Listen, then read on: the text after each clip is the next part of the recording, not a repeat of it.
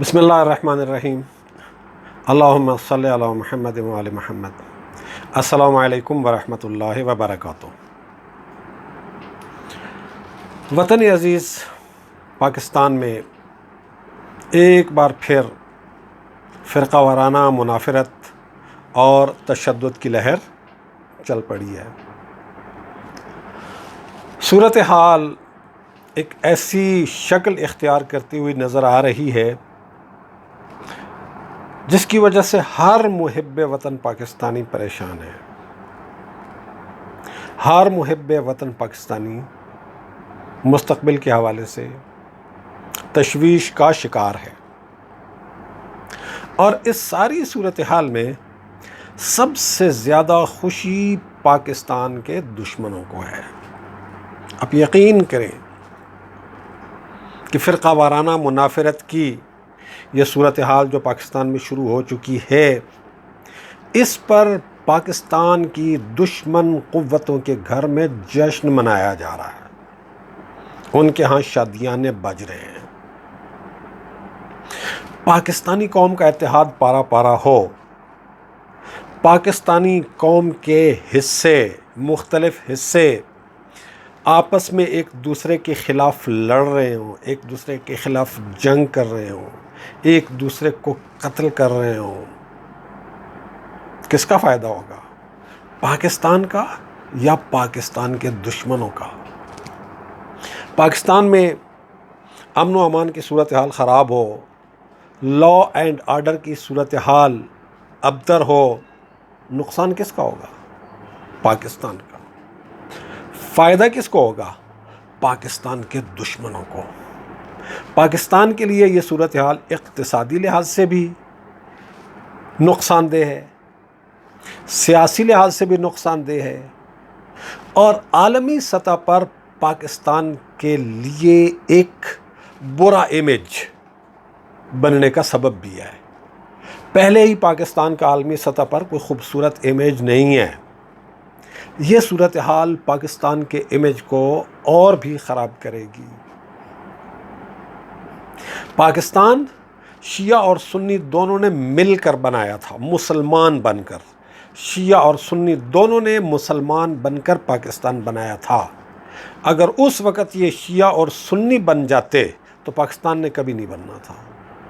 تو جب شیعہ سنی بن کر اور اپنی اسلامی وحدت کو چھوڑ کر ایک دوسرے کے سامنے آ جائیں گے تو سب سے زیادہ نقصان پاکستان کا ہوگا، سب سے زیادہ نقصان پاکستانی قوم کا ہوگا، اور سب سے زیادہ فائدہ پاکستان کے دشمنوں کو ہوگا۔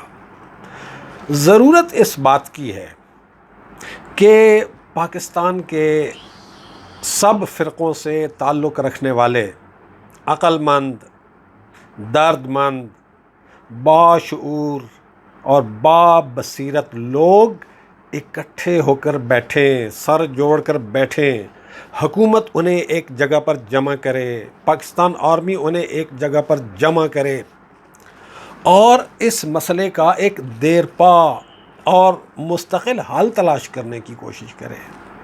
اور وہ ایک ہی ہے کہ سب مل کر سر جوڑ کر بیٹھیں اور کوئی ایک ایسا فارمولہ بنائیں، پاکستان کو ایک ایسا ملک بنانے کا فارمولہ بنائیں، پاکستان کو ایسا ملک بنانے کی ترکیب بنائیں کہ جس میں کوئی فرقہ وارانہ نفرت نہ ہو، جس میں کوئی فرقہ وارانہ دشمنی نہ ہو، جس میں صورتحال ایسی ہو کہ ہر مذہب اور ہر فرقے کے پیروکار مکمل آزادی کے ساتھ، مکمل سکون کے ساتھ اپنے تمام مراسم مذہبی کو انجام دینے میں آزاد ہوں، اور اس کے ساتھ ساتھ دوسروں کے مقدسات کا بھی پورا احترام کرتے ہوں۔ ایک ایسا پاکستان جس میں ہر ایک کو مذہبی آزادی حاصل ہو، جس میں ہر کوئی آزادی اور سکون سے اپنے مراسم کو انجام دے، اور جس میں سارے فرقے، ہر فرقہ دوسرے فرقوں کے مقدسات کا احترام کرے، دوسرے فرقے کے پیروکاروں کے مذہبی جذبات کا احترام کرے۔ کسی کے مقدسات کی توہین نہ ہو، کسی کے مذہبی جذبات کو مجروح نہ کیا جائے۔ ایک ایسا پاکستان جس میں کوئی تشدد نہ ہو، ایک ایسا پاکستان جس میں کسی قسم کی دہشت گردی نہ ہو، ایک ایسا پاکستان جس میں رہنے والے ہر شخص کی جان، مال، عزت، آبرو محفوظ ہو۔ ایک ایسا پاکستان کہ جس میں اگر آدھی رات کو کوئی خاتون سفر کر رہی ہو تو وہ مکمل طور پر مطمئن اور پرسکون ہو، اس کے گھر والے مکمل طور پر مطمئن اور پرسکون ہو کہ وہ مسلمانوں کے معاشرے میں ہے اور اس کی جان بھی محفوظ ہے، اس کا مال بھی محفوظ ہے، اس کی عزت بھی محفوظ ہے، اس کی آبرو بھی محفوظ ہے۔ ایک ایسا پاکستان بنانے کی کوشش کی جائے جس میں ایمانداری ہو، ایک ایسا پاکستان جس میں سچائی ہو، ایک ایسا پاکستان جس میں کسی قسم کی دو نمبری نہ ہو، ایک ایسا پاکستان جو پوری دنیا میں یہ شناخت رکھتا ہو کہ اس پاکستان کے رہنے والے لوگ سچے ہیں، اس پاکستان کے رہنے والے لوگ ایماندار ہیں، اس پاکستان کے رہنے والے لوگ پرامن ہیں، اس پاکستان کے رہنے والے لوگ رحم دل ہیں، دہشت گرد نہیں ہیں، اس پاکستان میں انسانی زندگی محفوظ ہے، اس پاکستان میں انسانوں کی عزت محفوظ ہے، اس پاکستان میں انسانوں کی آبرو محفوظ ہے۔ ایک ایسا پاکستان بنانے کا فارمولہ تیار کریں سب فرقوں کے علماء، وہ علماء جو قوم کا درد رکھتے ہیں، جو ملک کا درد رکھتے ہیں، جو مستقبل کو ایک اچھا مستقبل دیکھنا چاہتے ہیں۔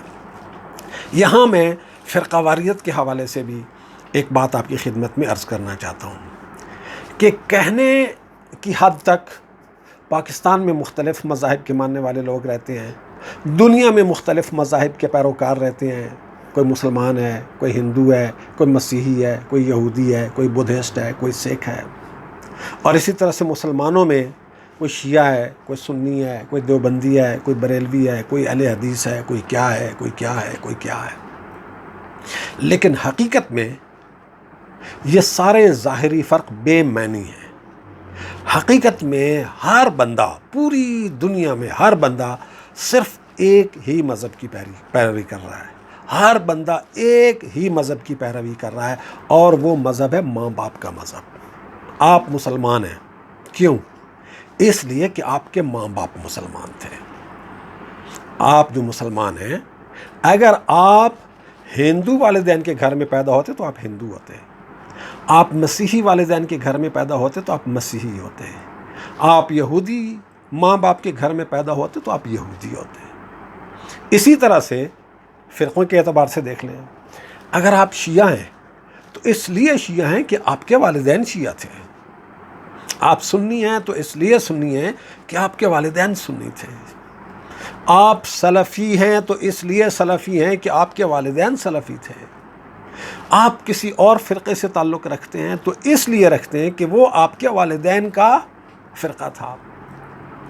دنیا میں کسی شخص نے، کنورژن کا ریٹ بہت کم ہوتا ہے، بہت کم ہوتا ہے، لاکھوں میں ایک آدھ، اسے نظر انداز کر دیں، چھوڑ دیں۔ آپ میں سے کسی نے بھی تمام مذاہب کا مطالعہ کر کے کسی ایک مذہب کو حق سمجھنے کے بعد اسے نہیں اپنایا ہے، بلکہ آپ کے والدین کا جو مذہب تھا، جو مذہب آپ کے والدین نے آپ کے ہاتھ میں دے دیا، جو مذہب آپ کے والدین نے آپ کے گلے میں ڈال دیا، آپ نے اسے اپنا لیا، اور اپنا لینے کے بعد اسے حق سمجھنا شروع کر دیا۔ مذہب کو حق سمجھ کر نہیں اپنایا، اپنانے کے بعد حق سمجھا۔ وہ سنی، وہ انتہا پسند سنی، وہ متعصب سنی جو کہتا ہے شیعہ کافر، اگر اس کے والدین شیعہ ہوتے تو وہ یقیناً شیعہ ہوتا۔ وہ شیعہ جو سنی سے نفرت کرتا ہے، وہ انتہا پسند متعصب شیعہ جو سنی سے نفرت کرتا ہے، اگر اس کے والدین سنی ہوتے تو یہ سنی ہوتا۔ وہ انتہا پسند سنی اور وہ انتہا پسند شیعہ جو ایک دوسرے کے خلاف، جن کا خون کھولتا رہتا ہے، اگر ان دونوں کے والدین ہندو ہوتے تو دونوں نے ہندو ہونا تھا، ختم ہو جانی تھی بات۔ تو ایک بات ذہن میں رکھیں کہ جس طرح سے مجھے حق حاصل ہے کہ میں اپنے والدین کے مذہب کو اختیار کروں اور اسے حق سمجھوں، مجھے دوسروں کے بھی اس حق کو تسلیم کرنا چاہیے۔ جو سپیس میں اپنے لیے مانگتا ہوں، یہ سپیس مجھے دوسروں کو بھی دینی چاہیے۔ اگر سب اپنے لیے یہ سپیس مانگنے کے ساتھ ساتھ دوسروں کو بھی یہ سپیس دینے کے لیے راضی ہو جائیں، اگر ہر ایک دوسروں کے بھی اس حق کو تسلیم کر لے کہ جس طرح مجھے اپنے والدین کا مذہب کیری کرنے کی اجازت ہے، آزادی ہے، اختیار ہے، اسی طرح سے دوسروں کو بھی ہے، تو ہمارے معاشرے کے یہ فرقہ وارانہ مسائل حل ہو جائیں۔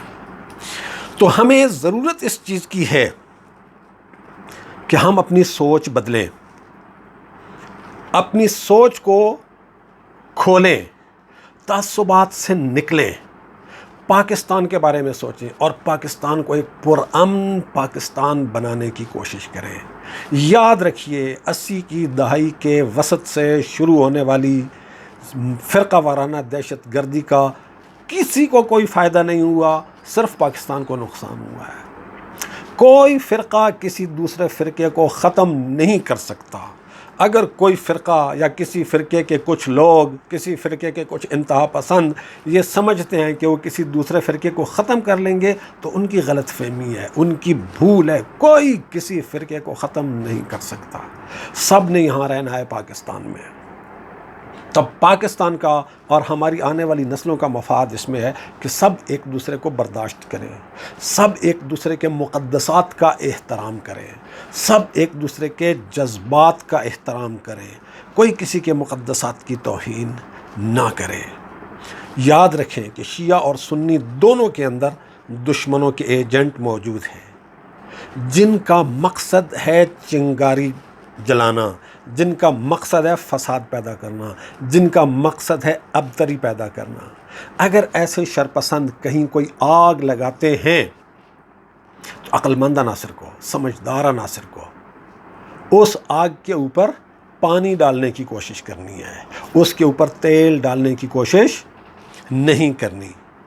پاکستان کے سمجھدار باشعور شہریوں کو اس بات کو اچھی طرح سے سمجھنا چاہیے کہ اگر کوئی آپ کے مذہبی جذبات کو ابھار کر فتنہ و فساد پیدا کرنے کی کوشش کرتا ہے تو وہ دشمن کا ایجنٹ ہے، وہ پاکستان کا دشمن ہے۔ لہٰذا سب پاکستانیوں سے، چاہے ان کا کوئی بھی فرقہ ہو، ان کا کوئی بھی مذہب ہو، سب سے یہ گزارش ہے، عاجزانہ گزارش ہے، ہمبل ریکویسٹ ہے کہ ہوشیار رہیں، بیدار رہیں، ذمہ دارانہ طرز عمل اختیار کریں۔ یاد رکھیں کہ پاکستان ہے تو ہم سب ہیں، پاکستان خوشحال ہے، مستحکم ہے تو ہم سب بھی خوشحال ہیں، ہمارا مستقبل بھی محفوظ ہے۔ پاکستان بے امن ہے، پاکستان میں بد امنی ہے تو ہمارا بھی کوئی مستقبل نہیں ہے۔ لہٰذا ذہن میں رکھیں کہ ہم نے پاکستان کو پرامن رکھنا ہے، پاکستان میں فساد پیدا کرنے والی جتنی بھی کوششیں ہیں انہیں ناکام بنانا ہے، اور پاکستان کو اپنے گھر کے طور پر ہم نے محفوظ بنانے کی ساری کوششیں کرنی ہیں۔ اللہ تعالیٰ پاکستان کو ہر دشمن کے شر سے محفوظ رکھے، ہر بیرونی اور اندرونی دشمن کے شر سے محفوظ رکھے، ہمیں پاکستان کی قدر کرنے کی توفیق عطا فرمائے۔ پاکستان زندہ باد۔